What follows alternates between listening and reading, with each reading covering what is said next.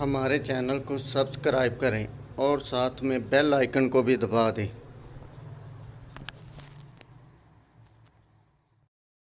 That the government will turn POK, but come what may, the army is fully ready and fully prepared.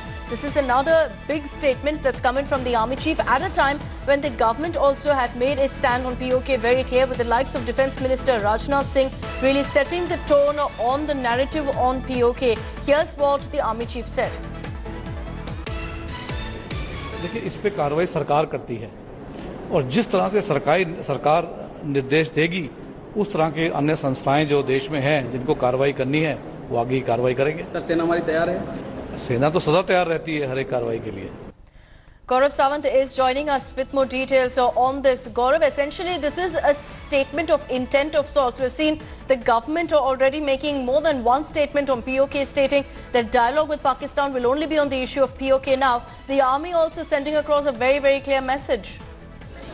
The army is geared up, the army is prepared, but then this would have to be a government decision. And in what way will this decision be taken forward is the question. But all of this does make Pakistan very nervous. If you see the commentary in Pakistan, their Prime Minister Imran Khan in August, he said that the revocation of Article 370, the abrogation of sections of Article 370 is only the first step.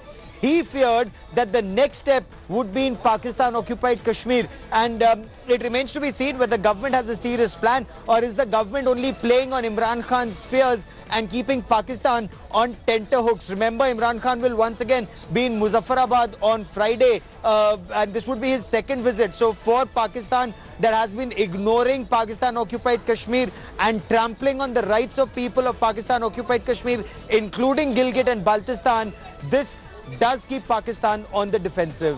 But it's also all about posturing and the kind of message that's being sent across, isn't it, Gaurav? Considering that the army chief has put out the statement saying that the forces are fully ready a day before Imran Khan is all set to visit Muzaffarabad. You are spot on there. You know, this is a lot of posturing that's happening, and it's happening very methodically.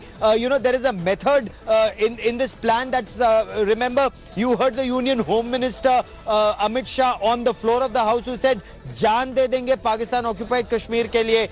Then you had Defence Minister Rajnath Singh saying that the only talk with Pakistan in future will be on Pakistan occupied Kashmir. Then you saw Imran Khan's rather nervous reaction. Then you had Vice President Venkaiah Naidu reiterate this point that the only talk with Pakistan in future will be on Pakistan-occupied Kashmir, because government is very systematically changing the narrative. Kashmir is anyway ours. Pakistan is an illegal occupation of Pakistan-occupied Kashmir, including Gilgit and Baltistan. And unfortunately, despite a parliamentary, a unanimous decision by Parliament of India in 1994, when Narasimha Rao was the Prime Minister, that entire Jammu and Kashmir is an integral part of India, not much has been spoken about it, except with such renewed vigor now.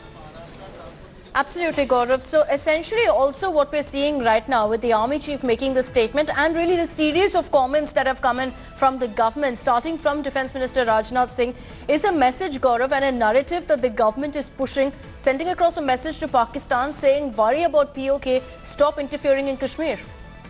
This is the government stance. You know, when I'd interviewed Minister of State in the Prime Minister's office, Dr. Jitendra Singh, who incidentally comes from Jammu and Kashmir, he said that the next agenda, is Pakistan-occupied Kashmir. He reiterated this point day before yesterday in Jammu, when he said that the government's next agenda is retrieval of Pakistan-occupied Kashmir from Pakistan. So very clearly, what's happening in Jammu and Kashmir is our internal affairs. Abrogation of sections of Article 370, that's India's internal affair, and practically the entire world has come around to that point. Now, the focus will be in the days and weeks to come.